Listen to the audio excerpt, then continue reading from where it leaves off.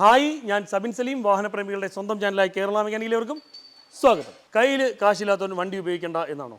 അല്ല, നിങ്ങളുടെ കയ്യിലുള്ള കാശിനനുസരിച്ച് വണ്ടി എടുക്കുക എന്നുള്ളതാണ്. അതും പ്രധാനമായിട്ടൊരു കാര്യം എന്ന് വെച്ചാൽ നിങ്ങൾ ഏത് രീതിയിലുള്ള വാഹനം തിരഞ്ഞെടുക്കും എന്നുള്ളത് വളരെയധികം പ്രധാനപ്പെട്ട ഒരു കാര്യമാണ്. ചെറിയ വിലയ്ക്ക് പല രീതിയിലുള്ള വാഹനങ്ങൾ കിട്ടും. ഇപ്പോൾ സ്കോഡയുടെ ആണെങ്കിലും അല്ലെങ്കിൽ പഴയ ടാറ്റയുടെ വാഹനങ്ങളാണെങ്കിലും അതല്ലാന്നുണ്ടെങ്കിൽ ഷവർലെറ്റിൻ്റെയൊക്കെ ആണെങ്കിലൊക്കെ ആഡംബര വാഹനങ്ങൾ അല്ലെങ്കിൽ അത്യാവശ്യം ലക്ഷറി വാഹനങ്ങളൊക്കെ അല്ലെങ്കിൽ പവർഫുൾ ആയിട്ടുള്ള വാഹനങ്ങളൊക്കെ നമുക്കിപ്പോൾ ചെറിയ വിലയ്ക്കൊക്കെ വാങ്ങിക്കാൻ കിട്ടും. ചിലപ്പം 1,00,000 രൂപ ഓട്ടോറിക്ഷയുടെ വിലയ്ക്ക് ഇതാ ഒരു വണ്ടി, ആൾട്ടോയുടെ വിലയ്ക്ക് ഇതാ ഒരു വണ്ടി എന്നൊക്കെ പറഞ്ഞ് നിങ്ങൾ ഒരുപാട് പരസ്യം കണ്ടിട്ടുണ്ടായിരിക്കും അല്ലേ? ഇതൊക്കെ കേട്ട് ചെന്ന് ചാടുന്ന ധാരാളം ആൾക്കാരുണ്ട്. അതിനെക്കുറിച്ച് നമ്മൾ വീഡിയോ ഇട്ടിട്ടുണ്ട്. നിങ്ങൾ അത്ര ഒരു വണ്ടി എടുക്കാൻ ആഗ്രഹം ഉണ്ടെങ്കിൽ എടുത്തോ, പക്ഷേ അതിൻ്റെ സർവീസും കാര്യങ്ങളും നിങ്ങളുടെ കയ്യിൽ നിൽക്കുമോ എന്നുള്ളത് ആലോചിച്ചിട്ട് വേണം എടുക്കാനായിട്ട്. പക്ഷേ ഇതൊന്നുമല്ല നമ്മൾ പറയാൻ വന്നിരിക്കുന്നത്. ഇപ്പം പൊതുവേ ഒരു സാധാരണക്കാരനായ ഒരാൾക്ക് പഴയ ഒരു സ്വിഫ്റ്റ് വല്ലതും എടുത്ത് ഉപയോഗിക്കാനൊക്കെ ആഗ്രഹം ഉണ്ടായിരിക്കും. മറ്റൊന്നുമല്ല, ചിലപ്പം ഇത്തിരി യാത്രകളുണ്ടായിരിക്കും, അല്ലെങ്കിൽ വീട്ടിൽ ഹോസ്പിറ്റൽ കേസും കാര്യങ്ങളൊക്കെ ആയിട്ട് ബന്ധപ്പെട്ട് അതല്ലാന്നുണ്ടെങ്കിൽ എന്തെങ്കിലും ആവശ്യങ്ങൾ അടുത്ത് വരുന്നു. അതിനനുസരിച്ച് നമ്മളെ കയ്യിലൊരു 1,00,000 രൂപയോ 1,50,000 രൂപയോ 1,50,000 രൂപയുണ്ട്. അതിനനുസരിച്ചൊരു വണ്ടി നമുക്ക് എടുക്കണം എന്നുള്ള ആഗ്രഹത്തിൽ പലപ്പോഴും വീഡിയോസൊക്കെ തപ്പി പല വണ്ടികളും നിങ്ങൾ നോക്കുന്നുണ്ടായിരിക്കും അല്ലേ?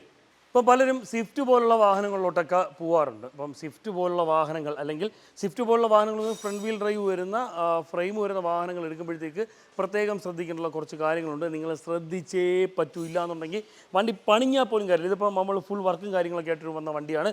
അതായത് ചെറിയ വില, അതായത് മോഹവില. അത് നോക്കുമ്പോഴത്തേക്ക് മാർക്കറ്റ് 1,30,000 വിലയുള്ള വണ്ടിയൊക്കെ 1,00,000 രൂപയ്ക്ക് കിട്ടുന്നു എന്ന് പറഞ്ഞിട്ട് ഒന്നും നോക്കത്തില്ല. ഇപ്പം തീരും, ഇപ്പം പോകും, ആൾ വന്ന് നിൽക്കുന്നത്, ഇപ്പം പോകും, പോകാൻ പോണേ എന്നും പറഞ്ഞ് നിങ്ങളെ പ്രലോഭിപ്പിക്കും.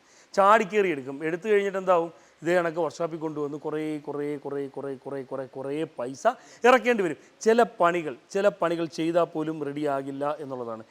വണ്ടിയിൽ പ്രധാനമായിട്ടും തുരുമ്പിൻ്റെ ഭാഗം നോക്കണം. പൈസയ്ക്ക് ഒരു സ്വിഫ്റ്റ് കിട്ടുമെന്ന് പറഞ്ഞിട്ട് ചാടിപ്പോയി വണ്ടി എടുക്കുന്നു. വണ്ടി എടുത്തു കഴിയുമ്പോഴത്തേക്കാണ് വണ്ടിക്ക് മാരകമായ പണികളും കാര്യങ്ങളൊക്കെ.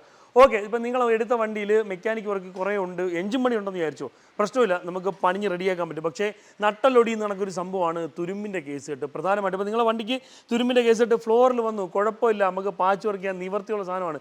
നിങ്ങൾക്കിപ്പോൾ ഒരു 1,30, 1,40 വരുന്നൊരു വണ്ടി ഫുള്ള് പാച്ച് വർക്ക്, അതായത് ഫ്ലോർ ഫുള്ള് പോയിരിക്കുക, നിങ്ങളൊരു 10,000, 25,000 രൂപയ്ക്ക് ഒന്ന് പാച്ച് വർക്ക് ചെയ്തു വൃത്തിയാക്കി എടുത്തു എന്ന് പറഞ്ഞ് കുഴപ്പമൊന്നുമില്ല. എഞ്ചിൻ സൈഡൊക്കെ ഓക്കെ ആണെങ്കിൽ ഓക്കെ, കുഴപ്പമില്ല, നഷ്ടമില്ല. പക്ഷേ വണ്ടിക്ക് വാക്കല്ലാത്ത കുറേ ഭാഗങ്ങളുണ്ട്. അതായത് നമ്മളെ നട്ടല് എന്നൊക്കെ പറയത്തില്ലേ, കുഴിനരമ്പ് നട്ടൽ എന്നൊക്കെ പറയത്തില്ലേ, അത്തരത്തിലുള്ള ഭാഗങ്ങളിലൊക്കെ എന്തെങ്കിലും രീതിയിലുള്ള ഡാമേജ് പറ്റിയാൽ വണ്ടി നിവർന്ന് നടക്കുന്ന കാര്യം വലിയ പാടാണ്. ഇപ്പം പറയുന്നത് നിവർന്ന് ഓടിയാൽ മതി എന്നുള്ളത് ഓടുന്ന കാര്യവും പാടായിരിക്കും. അപ്പം ഈ ഒരു സംഭവം അല്ലെങ്കിൽ ഈ ഒരു വണ്ടിയിൽ എവിടെ ആയിരിക്കും ഇത്തരത്തിലുള്ള വിഷയം വരുന്നത് നമുക്ക് നോക്കാം. അപ്പോൾ ഇതിന് നട്ടലൊടിയുന്ന രീതിയിലുള്ള പ്രശ്നം എവിടെയാണെന്നറിയോ? അപ്പം ഈ ഒരു വണ്ടിയുടെ വിഷയം നിങ്ങളിതാ ഈ കാണുന്ന വീഡിയോ ഉണ്ടോ? ഇതേ കണക്കാണ് ഇതിൻ്റെ പ്രശ്നം. ഇതിൻ്റെ സൈഡിൽ വരുന്ന ഫ്രെയിം എന്ന് പറയുമ്പം അടുത്തോട്ട് തന്നെ നിങ്ങളിതാ ഈ ഒരു ഭാഗത്തോട്ട് നോക്കുമ്പോഴത്തേക്ക് ഈ ഒരു എഞ്ചിൻ മൗണ്ടിങ് ഫിറ്റ് ചെയ്തേക്കുന്ന ഈ ഒരു ഫ്രെയിമിൻ്റെ 2 ഭാഗത്തായിട്ടും അത് കണക്ക് തന്നെ ഇതിൻ്റെ അപ്രോണിൽ വരുന്ന ഒരു ഭാഗത്തായിട്ടുമാണ് ഇതിൻ്റെ ഫിറ്റിങ്സും കാര്യങ്ങളൊക്കെ വന്നിരിക്കുന്നത്. അതുപോലെ തന്നെ ഈ ഒരു വാഹനത്തിൻ്റെ ഗിയർ ബോക്സിൽ വരുന്ന മൗണ്ടിങ് വരുന്നത് ഈ ഒരു ബാറ്ററിയുടെ താഴ്ഭാഗത്തായിട്ട് നമ്മൾ ഈ ഒരു ഫ്രെയിമിൽ തന്നെയാണ്. നിങ്ങൾ ഈ വീഡിയോ കാണുന്ന കണക്ക് 2 ഫ്രെയിമാണ് വരുന്നത്. ഈ ഒരു ഫ്രെയിമിലാണ് ഈ ഒരു വാഹനത്തിൻ്റെ അല്ലെങ്കിൽ ഈ ഒരു എൻജിൻ സെറ്റ് ചെയ്തേക്കുന്നത്. മെയിനായിട്ട് പിടുത്തവും കാര്യങ്ങളും വരുന്നത്. അത് ദ്രവിച്ചു പോവുകയാണെങ്കിൽ എന്ത് സംഭവിക്കും ഒന്ന് ആലോചിച്ച് നോക്കിയേ. ഇപ്പോൾ എന്തെങ്കിലും കാരണവശാൽ മുമ്പ് എപ്പോഴും ആക്സിഡൻ്റ് ആയിട്ടൊക്കെ വലിച്ചു കൂത്ത് വൃത്തിയാക്കി പാച്ച് വർക്കൊക്കെ ചെയ്തില്ലെങ്കിൽ ആ ഭാഗമൊക്കെ ഒരുവിധം അഡ്ജസ്റ്റ് ചെയ്ത് വെൽഡ് ചെയ്തൊക്കെ റെഡിയാക്കി വെച്ചേക്കുകയാണെങ്കിൽ ആ ഭാഗം വെച്ച് തുരുമ്പിച്ച് പോകും. അതുപോലെ തന്നെ നിങ്ങൾ ബാറ്ററി ഇരിക്കുന്ന ഭാഗം, നിങ്ങൾ ഏത് വണ്ടി എടുക്കാൻ പോയാലും ഈ ബാറ്ററി ഇരിക്കുന്ന ഭാഗത്തിൻ്റെ നേരെ താഴെ നല്ലോണം നോക്കണം. കാര്യം വെച്ചാൽ ബാറ്ററി ചൂടാകുന്നതിനനുസരിച്ച് ബാറ്ററി ഉള്ളതൊക്കെ അവിടെ ഇവിടെയൊക്കെ വീണിട്ട് ആ ഭാഗമൊക്കെ ദ്രവിച്ചു പോകാനുള്ള സാധ്യത വളരെയധികം കൂടുതലാണ്. നിങ്ങൾ സ്വിഫ്റ്റ് പോലുള്ള വാഹനങ്ങൾ അല്ലെങ്കിൽ ഫ്രണ്ട് വീൽ ഡ്രൈവ് വരുന്ന ഇത്തരത്തിൽ ഫ്രെയിം വരുന്ന ഭാഗങ്ങൾ എടുക്കാൻ അല്ലെങ്കിൽ ചേസ് വരാത്ത വാഹനങ്ങളുണ്ടല്ലോ, അത്തരം വാഹനങ്ങളൊക്കെ എടുക്കാൻ പോകുമ്പോഴത്തേക്ക് നിങ്ങൾ പ്ലാറ്റ്ഫോമിൻ്റെ ഭാഗത്തുള്ള തുരുമ്പ് കാര്യമാക്കി എടുക്കണ്ട, കുഴപ്പമില്ല. കാര്യമാക്കി എടുക്കണമെന്ന് പറഞ്ഞാൽ അതുകൊണ്ട് ദോഷമില്ല എന്നുള്ളതല്ല, അതുകൊണ്ട് മറ്റു രീതിയിലുള്ള ദോഷം വരും. പക്ഷേ ഇങ്ങനെയുള്ള കാര്യങ്ങളിൽ വരുമ്പോഴത്തേക്ക് നിങ്ങൾക്ക് എഞ്ചിൻ വരെ വെളിയിലെടുത്ത് വെച്ചിട്ട് ഇതിൽ പലപ്പോഴും പാച്ച് വർക്ക് ചെയ്യാൻ പറ്റുള്ളൂ. അങ്ങനെ വരുന്നൊരു സാഹചര്യം നിങ്ങൾ മാക്സിമം ഒഴിവാക്കുന്നതായിരിക്കും നല്ലത്. ഇത്തരം ഭാഗങ്ങളിലൊക്കെ എന്തെങ്കിലും രീതിയിലുള്ള പാച്ച് വർക്കും കാര്യങ്ങളും വന്നാൽ കാര്യമായി ബലപ്പിക്കാൻ കഴിഞ്ഞില്ല എന്നുണ്ടെങ്കിലോ അല്ലെങ്കിൽ ചെയ്യുന്നത് പ്രോപ്പർ അല്ല എന്നുണ്ടെങ്കിലോ ടയറിന് വെട്ടിത്തേയ്മാനം വരാനോ അലൈൻമെൻറ്റ് കറക്റ്റ് അല്ലാതെ വരാനോ അത് കണക്ക് തന്നെ എഞ്ചിൻ്റെ ഭാഗത്തു നിന്നൊക്കെ വിറയിൽ സ്ഥിരമായിട്ട് ഉള്ളിലോട്ട് വരാനോ ഒക്കെ ഉള്ള സാധ്യതയുണ്ട്. പിന്നെ ഇത്തരത്തിൽ തുരുമ്പും കാര്യങ്ങളിൽ കാര്യമായ രീതിയിൽ തുരുമ്പൊക്കെ ഉണ്ടെങ്കിൽ ശ്രദ്ധിച്ചോ. ഇൻ കേസ് എവിടെയും തട്ടോ മുട്ടോ കിട്ടിയിട്ട് വെൽഡൊക്കെ ചെയ്ത് വെച്ചേക്കുന്ന ഭാഗമാണെങ്കിൽ ഉറപ്പായിട്ടും തുരുമ്പ് വരാനുള്ള സാഹചര്യം കൂടുതലാണ്. അതുകൊണ്ട് തന്നെ വണ്ടി തട്ടോ മുട്ടോ ഇടിയോ ഒക്കെ ഉണ്ടോ എന്നുള്ളത് നോക്കിയേക്കണം. ഇത്തരത്തിൽ ഫ്രെയിം വരുന്ന ഭാഗങ്ങളിലൊക്കെ എന്തെങ്കിലും പണി കിട്ടിയിട്ടുണ്ടെങ്കിൽ ആ വാഹനം എടുക്കാതിരിക്കുന്നതായിരിക്കും കുറച്ചുകൂടെ ബെറ്റർ. ചിലപ്പോൾ ആ വിൽക്കാട്ടേക്കുന്ന വണ്ടിക്കാരൻ പറയും അത് അങ്ങനെയാണ് ഇങ്ങനെയാണ്, അത് എത്ര രൂപ, ഒരു 10,000 രൂപ കൊടുത്താൽ തീരാന്ന് കേസിൽ അതിൻ്റെ മുകളിൽ ഒരു പീസ് വെച്ച് വെൽഡ് ചെയ്താൽ മതി. ഇല്ല, അത് നല്ല രീതിയിൽ ബലപ്പെടുത്തേണ്ട ഭാഗങ്ങളാണ്.